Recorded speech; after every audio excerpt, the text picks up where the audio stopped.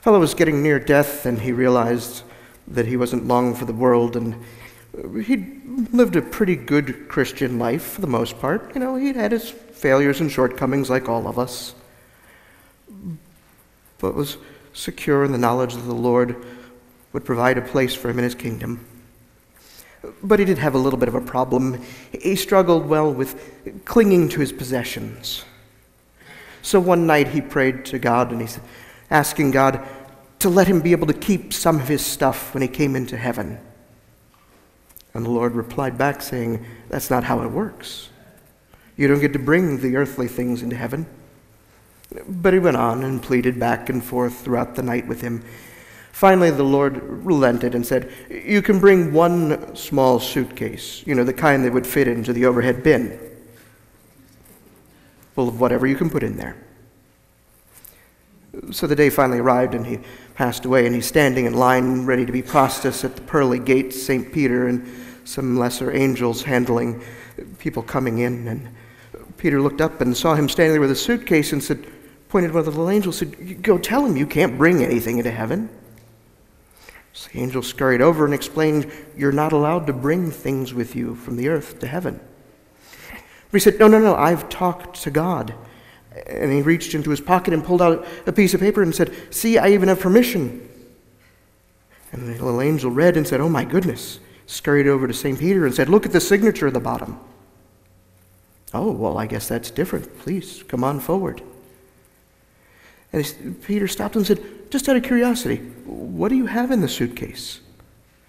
And they set the suitcase down and opened it up and looked in, and St. Peter reached in, and it was filled with gold bars, and he picked one up, and he turned to one of the angels and said, "Do we have potholes that need to be repaired?"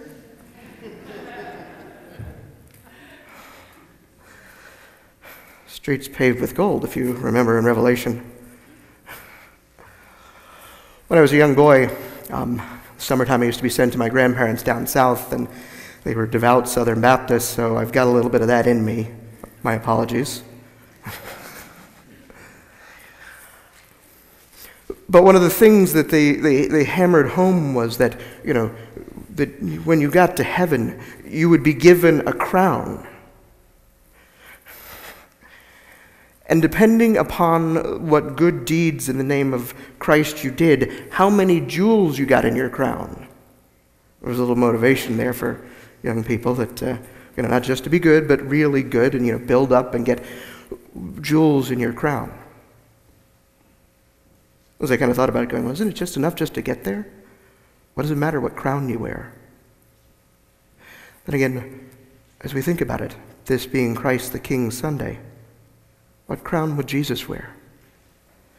Would Jesus be wearing a crown of gold, encrusted with diamonds and rubies and emeralds? What crown would Jesus wear?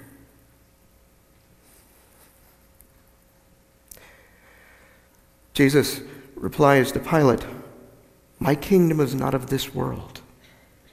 If it were of this world, my followers would be fighting. But Jesus' kingdom is not an earthly kingdom. It's the kingdom of God's, the heavenly kingdom, where we are told there is no more fighting, where there is no more dying, where war is no more, hatred is gone."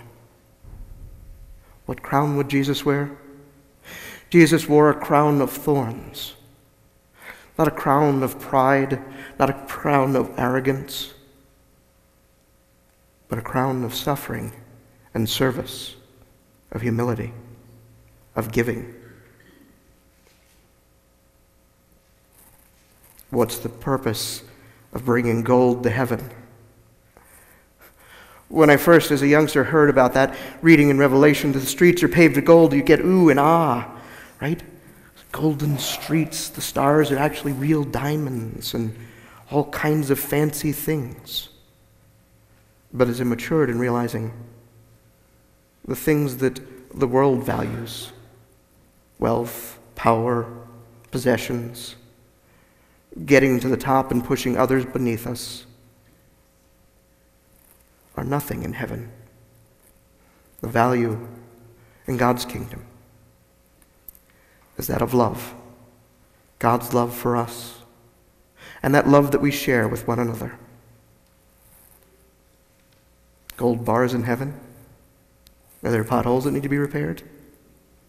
The crown that Jesus wears is a crown of thorns, of sacrifice, of love. That is the crown that we're called to aspire to.